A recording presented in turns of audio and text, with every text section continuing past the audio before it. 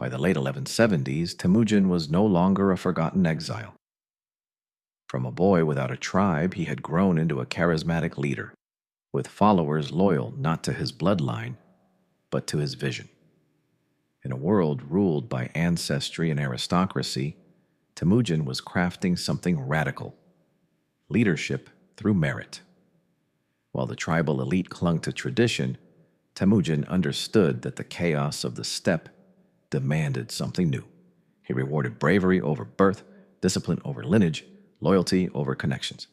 To his men, he was more than a war chief. He was a symbol of fairness in a cruel world. At the heart of this transformation was the nokor system.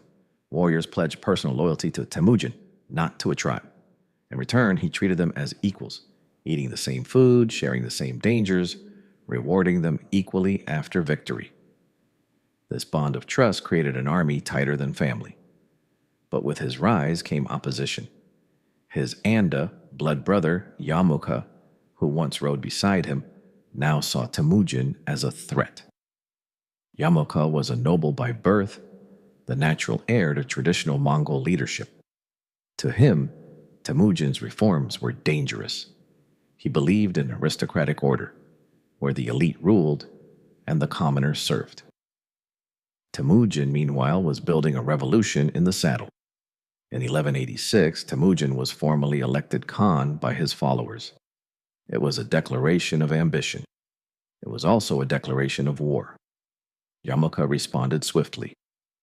Backed by the Mongol nobility, he gathered an enormous coalition of tribes and marched against Temujin. The two former friends would now face each other not as allies, but as enemies. In 1187, near the Onon River, their armies met.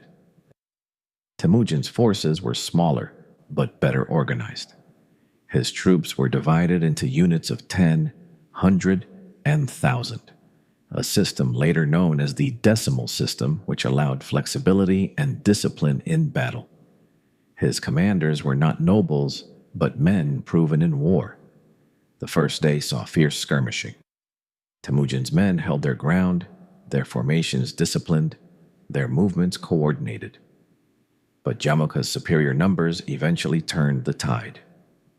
Temujin was defeated. The cost of failure was brutal.